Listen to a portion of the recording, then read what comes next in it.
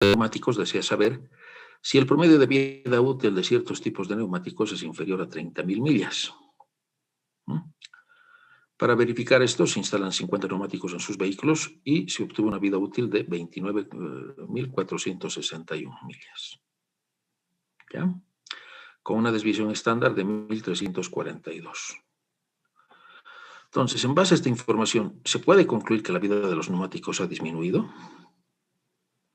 En este caso estamos tomando un nivel de significancia del 1%. Muy bien. En este ejemplo, entonces, la afirmación que nos hacen los fabricantes es que, en promedio, las llantas duran 30.000 millas. Y lo que queremos testear es que no, que las llantas no duran 30.000 millas, duran menos. Acá podemos poner uno que no es igual, pero en realidad que duren más no nos sirve a nosotros, mejor sería lo más conveniente. Lo que queremos ver es si somos afectados por la disminución en la vida. Ahora, algunos nos pueden decir, pero son 600 millas o 539 millas, pero esto es un promedio. Entonces, algún neumático puede estar durando 27.000, por decirles. Entonces, dada esa situación, queremos testear si es que realmente, en promedio, las llantas duran 30.000 millas. Bueno, planteadas nuestras hipótesis, este caso sería la cola inferior, nuevamente encontramos alfa de la aplicación y vemos, ¿no? Son 50 neumáticos, por lo tanto, tenemos que trabajar con la distribución normal y el estadístico Z. Entonces, reemplazando los datos, como esto es 0,01, fíjense, tenemos que encontrar la probabilidad acumulada que sea igual a 0,01. Y el valor que nos da es de menos 2,33. Esto viene de la aplicación o de las tablas de distribución normal. A continuación, lo que hacemos es calcular el Z o el estadístico de la muestra. Entonces, Z sería el valor que hemos encontrado de la muestra, en promedio, menos 30.000, que es el valor de referencia, sobre la desviación estándar poblacional, ¿no? Y esto nos sale menos 2,84. Entonces, menos 2,84 cae en la región de rechazo, porque es menor que menos 2,33. Y por lo tanto, rechazamos la hipótesis nula con un nivel de significancia del 1%. Ahora, acá hay una explicación importante, ¿no? Porque todo es relativo de la forma en la cual nosotros planteamos nuestro nivel de significancia. Acá, por ejemplo, hemos querido tener una alta seguridad en el primer ejercicio de que la planta se está manteniendo en una presión promedio aceptable, ¿no? Entonces, por eso nos hemos dado un 5%. A pesar de ello, hasta con 1% hubiéramos rechazado la hipótesis nula. En el segundo ejemplo, nos estamos dando un 99% de confianza. ¿Por qué? Porque decimos 29.461 no está tan alejado de 30.000, subjetivamente hablando. Por lo tanto, a ver, yo quiero estar 99% seguro de que a pesar de este valor, las llantas siguen durando 30.000 millas. Entonces, dándonos apenas un 1% de error o de significancia, hemos encontrado que no, que el promedio de duración de las llantas no es igual a 30.000 millas en promedio. Entonces, de esta manera nosotros podemos exigirle al proveedor o bien un resarcimiento de daños, eso lo van a ver en ingeniería legal, o directamente es una denuncia por falsa propaganda. Bien, acá voy a hacer un paréntesis, jóvenes. Si ustedes se dan cuenta, los litigios, las denuncias que están surgiendo de lo que ha sucedido el año pasado, no voy a entrar en juicios de valor, ¿ya? Simplemente voy a hablar de los reclamos que están haciendo. Están hablando de dos cosas: del castigo y del resarcimiento de daños. Entonces, en una sociedad en la cual estamos basados en el derecho, es decir, en leyes, es lógico que si una persona ha sido perjudicada, pida un resarcimiento. Hasta hace 10 años atrás eso era broma, eso era burla. En la actualidad ya no, porque la gente se siente engañada, se siente frustrada, en general. Puede ser que te hayan hecho una mala venta, puede que haya habido este problema de muertes, no voy a entrar nuevamente en juicios de valor, pero aquellos que se sienten afectados, yo no digo que tengan la razón, sino que se sientan afectados, tienen el derecho de exigir resarcimiento. Y eso es muy crítico en el mundo actual, por lo que cada vez que nosotros ofrecemos un servicio o un producto, tenemos que garantizarlo.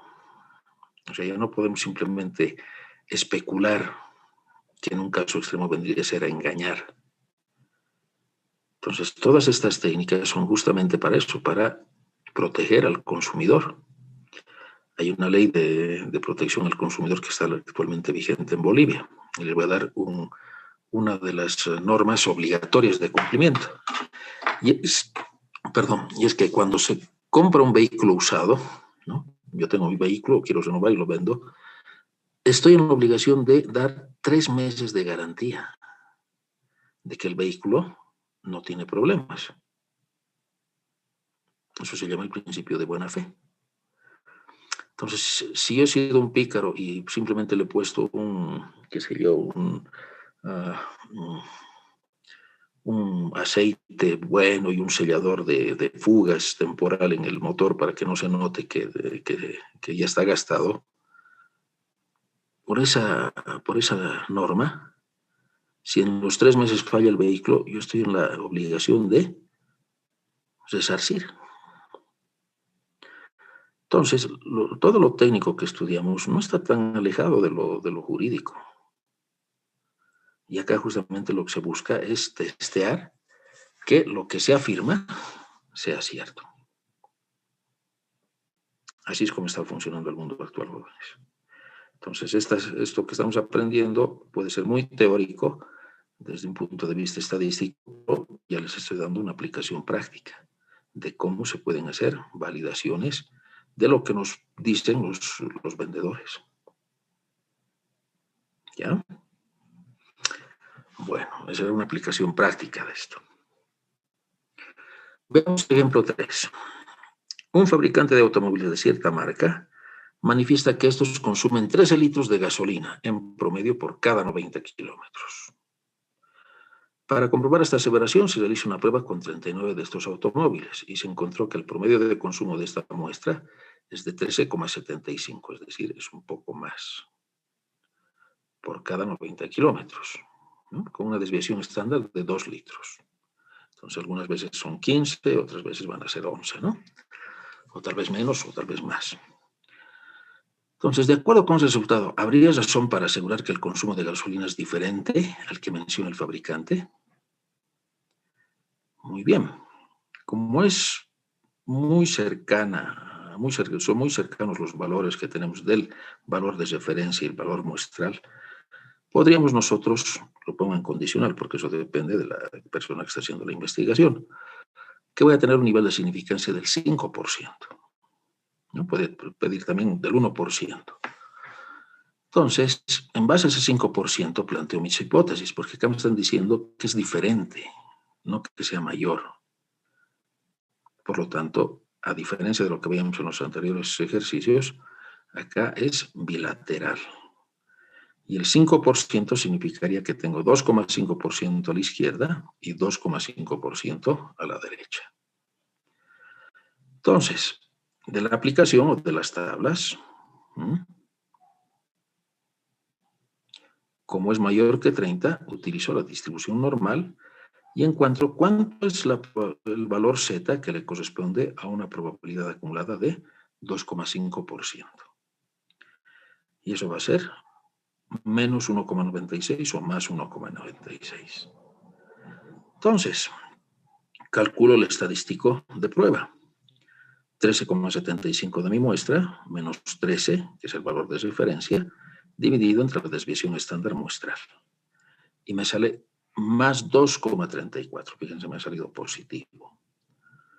Entonces, el valor positivo de alguna manera me está indicando que son desiguales, pero además que podrían ser mayores. Entonces, como 2,34 no se encuentra entre más o menos 1,96, rechazamos la hipótesis nula, con un nivel de significancia del 5%. A ver, ¿qué pasa si fuera del 1%? ¿Me lo hacen el cálculo? Si va a ser del 1%, ¿qué tendríamos que hacer? Dividirlo entre 2 y tendríamos que encontrar z para 0,05, ¿verdad?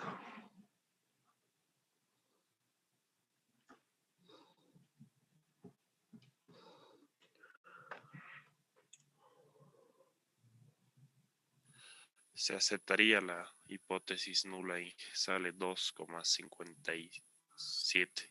2,57, ¿no es verdad? Entonces, con un 1% aceptaríamos, no podríamos rechazar la hipótesis nula.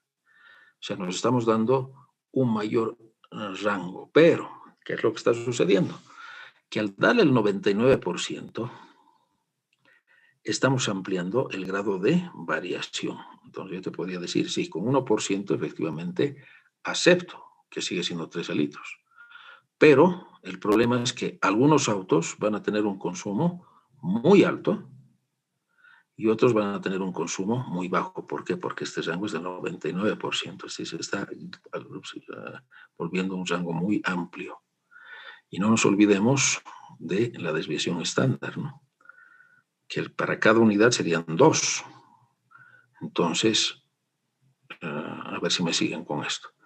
Son 13 litros y sabemos que el 99% del área se encuentra entre más o menos 3 veces la desviación estándar.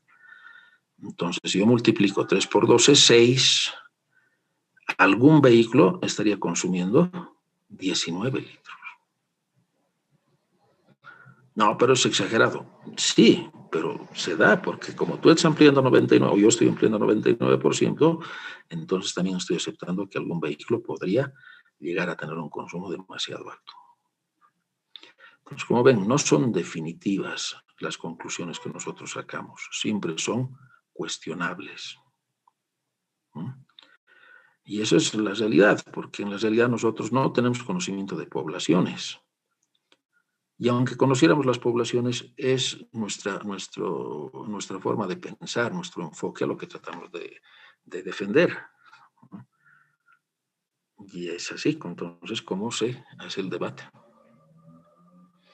En definitiva, entonces, ya sea que tomemos 99%, perdón, 1%, 5% de significancia, el fabricante tiene que revisar sus vehículos. ¿De acuerdo? Bien, veamos el siguiente ejemplo. Un tipo de fusible está diseñado para fundirse cuando la corriente llega a 20 amperes. Se toma una muestra de 25 fusibles de un lote de 1000, fíjense, ya es menos de 30, ¿no? Y se encuentra que el punto promedio de fusión de esta muestra es de 20,8, con una desviación estándar de 1,5. ¿A qué conclusión se puede llegar con respecto a las especificaciones del lote? Con un nivel de significancia del 1%. Entonces el lote tiene 1000 piezas y se sacan 25. Queremos saber si es que en promedio, fíjense, es bien importante eso, ¿no? En promedio, los fusibles se funden en 20 amperes. Cuando digo en promedio, estaría indicando de que algunos se funden a mayor amperaje y otros a menor. Ahora, lo que yo quiero ver si es que en promedio ese lote cumple con esa especificación.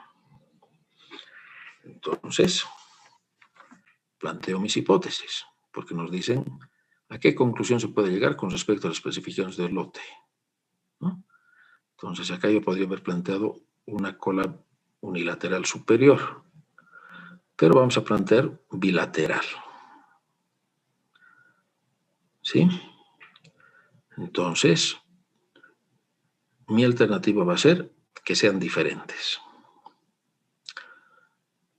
Ingreso a la tabla de la distribución T-Student o de la aplicación y con n menos 1 grados de libertad, es decir, el tamaño de la muestra menos 1 grado, y como es bilateral, 0,01 dividido entre 2, 0,005, encuentro cuánto vale t. Y posteriormente calculo el t de la muestra. ¿Y qué encuentro? Que t es igual a 2,67. Y 2,67 está por debajo de 2,79.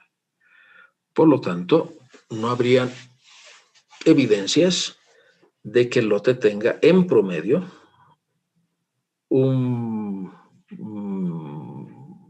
intensidad de cociente mayor a 20 amperes para fundirse. Pero nuevamente, hemos utilizado un 99%. ¿Qué pasa si utilizamos un 95% o un 5% de significancia? Rechazamos esta hipótesis, ¿no? Y acá viene lo importante. 1,5 amperes es la desviación estándar. Para 20 amperes, en lo personal, considero de que esta es una variación muy alta. Entonces, en lo personal, estos fusibles no son de confianza. Si va a ser para una red doméstica, digamos que no deberíamos tener problemas. Pero si es para un equipo muy sensible, estamos poniendo en riesgo el equipo.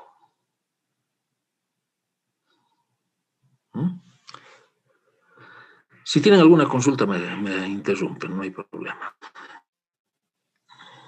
Veamos el siguiente ejemplo. Un fabricante afirma que la resistencia de un alambre eléctrico puede reducirse en más de 0,060 ohms mediante aleaciones, ¿no? Esto que va a significar que vamos a tener menos pérdida de voltaje en el cable. Para probar esta afirmación se toman 35 valores obtenidos 35, estamos hablando de un valor mayor a 30, de un alambre ordinario cuyo promedio fue de 0,14 y desviación estándar de 0,002. Y 36 con el alambre fabricado con las aleaciones, con un promedio de ¿cuánto? De 0,079. ¿No? Y desviación estándar de 0,003. Bien, antes de seguir con los cálculos, a ver, veamos. Lo que nos está diciendo el fabricante es que mediante sus aleaciones él está reduciendo la pérdida, o mejor dicho, la resistividad, en 0,060. Por lo tanto, si el cable actual tiene esta resistencia, el nuevo cable tendría una resistencia menor en 0,060. Bueno, siempre es bueno encontrar alguna mejora. Pero, al margen del análisis de test de hipótesis, fíjense la desviación estándar. 0,002 para el cable tradicional y 0,003 para el nuevo cable. Es decir, estamos mejorando, pero aún tenemos muy alta dispersión con respecto al anterior cable. Por lo tanto, dado ese análisis muy subjetivo, verificaremos si estamos en lo correcto. Entonces, ¿qué es lo que planteamos? Que efectivamente el uso del nuevo cable me da una diferencia de 0,060. ¿Y la hipótesis alternativa qué vendría a ser?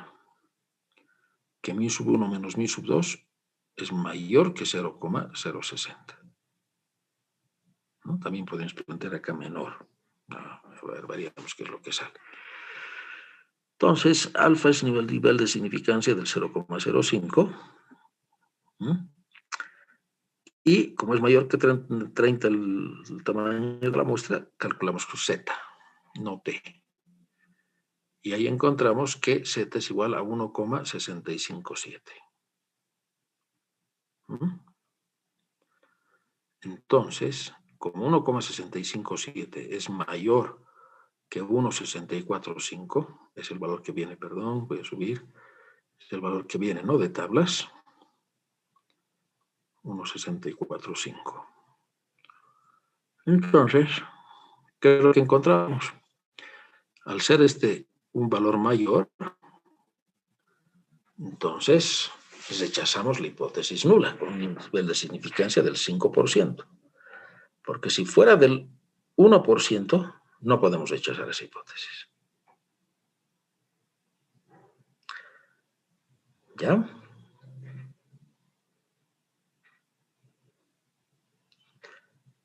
Muy bien. El problema número 7. Un vendedor de máquinas troqueladoras de lámina afirma que su máquina puede trabajar con cierto producto con más rapidez que la máquina que está instalada en una fábrica. Entonces se realizan 10 ensayos independientes troquelando el mismo artículo en cada máquina y se obtuvo que la máquina instalada, el promedio de troquelado fue de 34,21, ¿no? Con una desviación estándar de 4,81. En tanto, con la nueva máquina fue de 32,56 segundos con una desviación estándar de 4,47. Utilizando un nivel de significancia del 5%, ¿se puede respaldar la afirmación del vendedor? Es lo que nos pregunta. Suponer que las desviaciones estándar son poblacionales. ¿De qué tamaño son las muestras? Menores de 30, por lo tanto, tenemos que trabajar con T, ¿no? Y además acá estamos haciendo es suponer que las desviaciones estándar son iguales. Bueno, antes de continuar, veamos dos cosas de este problema. La primera, no podemos suponer que las desviaciones estándar son iguales. ¿Qué es lo que deberíamos hacer? Antes de evaluar las hipótesis de medias, tendríamos que evaluar si efectivamente las desviaciones estándar son iguales. Entonces, por eso tendríamos que utilizar la distribución de Fisher, ¿no? Ahora vamos a suponer que Fisher sí nos dice que son iguales. Bien, entramos entonces en la segunda parte. Miren lo que nos dice el enunciado. Se afirma que su máquina puede trabajar con cierto producto con más rapidez que la máquina que está instalada en una fábrica. Acá viene lo importante. Se realizaron 10 ensayos independientes troquelando el mismo artículo en cada máquina. ¿Qué tipo de análisis deberíamos hacer acá, jóvenes?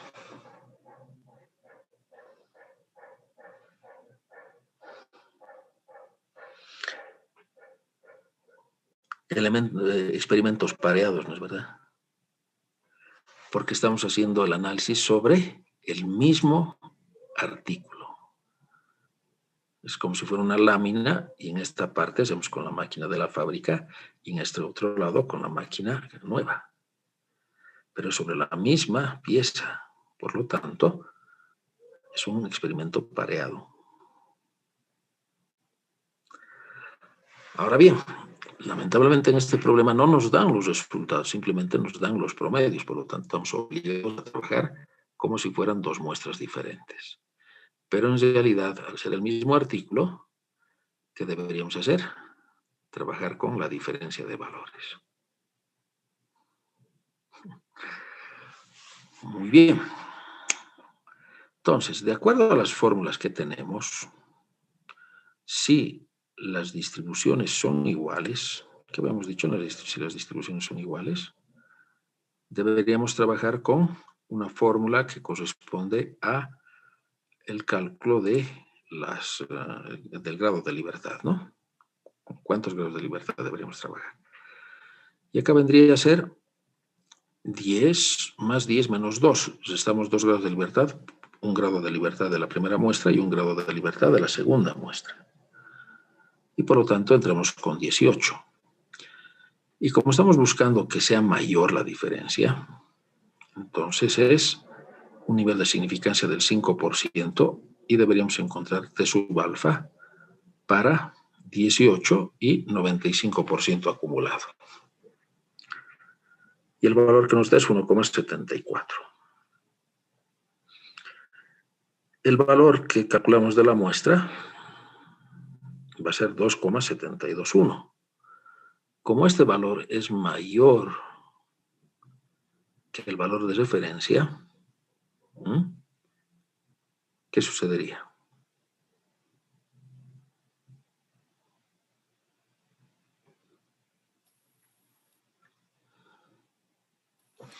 estaríamos rechazando la hipótesis nula. Debería ser, ¿no? A ver, validaremos lo que es la hipótesis, el valor de t, por favor. Entramos con 18 grados de libertad, 0.95, y tendríamos 1,73. Está muy bien, 1,73. Entonces, como este valor es mayor, rechazamos la hipótesis nula. ¿Con qué nivel de significancia? Del 5%. ¿De acuerdo? ¿Qué pasa si trabajáramos con 1%? Entonces ahí vendría a ser 99% y el valor que tendríamos es igual de 2,55. Seguiríamos rechazando. Lo que he puesto acá está erróneo, ¿ya? Entonces rechazamos la hipótesis nula porque este valor es mayor que el valor obtenido de tablas. Bien, esas son entonces las pruebas de hipótesis que nosotros realizamos. ¿Alguna consulta que tenga? Y, por ejemplo, en este problema, ¿nos podría indicar cómo se calcula P? Eso no me ha quedado claro. T. P. Ya. El valor de P. No está en el ejercicio, no. Se calcula la probabilidad en la cual rechazaríamos. En ningún ejemplo está. El valor de P. Ajá. Ya, el valor de P. Tendrías que encontrar cuánto le corresponde en probabilidad a esta T. Entonces, ¿qué es lo que hacemos? Entramos a la aplicación 18 y en X le ponemos 2.7221. Y eso nos daría un valor de P de 0,01. ¿Me dejo entender? Sí, en la parte para calcular T, ¿no? En la misma parte de calcular T, ahí colocamos. Exacto. Pero en vez de buscar la probabilidad, buscamos con X. Ya. X ponemos el 2,721 y ese sería el valor con el cual nosotros realizamos el cálculo.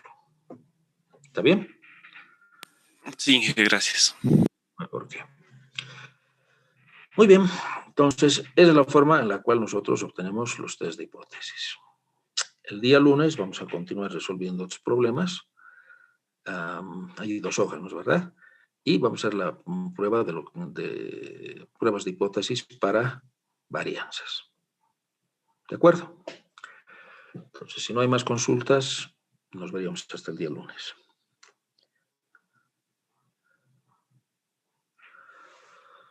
Muy bien. Hasta luego. Gracias.